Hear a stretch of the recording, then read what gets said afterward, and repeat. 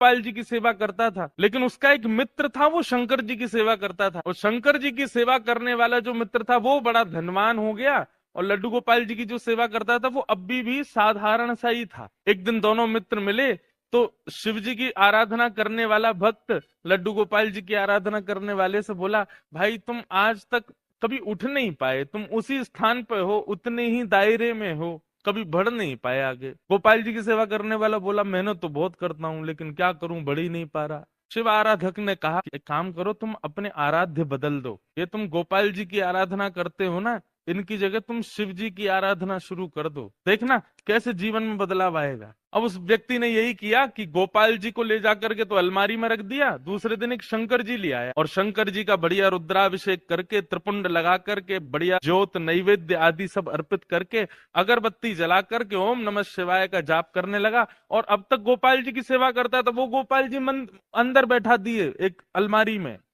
उनकी सेवा बंद। ओम नमः शिवाय का जाप करने लगा। जैसे ही इसका जाप पूर्ण हुआ, मालाओं को नेत्रों से लगा करके इसने शंकर जी को प्रणाम किया, तभी देखता है कि अगरबत्ती का जो धुआं था ना, वो उसी अलमारी की तरफ जा रहा था जहां गोपाल जी बैठे थे। तो इसके मन में भावना आई कि आज तक इनकी आराधना करता रहा तो मुझे कभी कुछ दिया नहीं, आज तक भी मैं सामान्य हूं, और अब मैं शंकर जी की आराधना कर रहा हूं, उनको नैवेद्य धूप दीप दिखा रहा हूं, तो अगरबत्ती की सुगंधी भी उनको नहीं लेने दे रहे हैं, खुद ले रहे हैं अंदर अलमारी में बैठ के। रुको इनको अभी बताता हूं।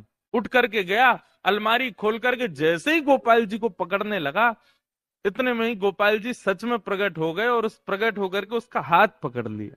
जैसे ही गोपाल जी प्रकट हुए, उस भक्त ने कहा, बोले भगवान आप प्रकट हो गए? बोले हाँ प्रकट हो गए। बोले तो फिर ये तो मैं सबको बता दूंगा कि भाई शिव जी की आराधना से गोपाल जी प्रकट होते हैं। गोपाल जी बोले नहीं भैया, हम शिव जी की आराधना से प्रकट हुए ऐसी बात नहीं है। तुम शिवाराधना करो, सूर्य आराधना करो, चंद्र आराधना करो, किसी की भी आराधना करो, उससे हमको कोई दिक्कत नहीं है।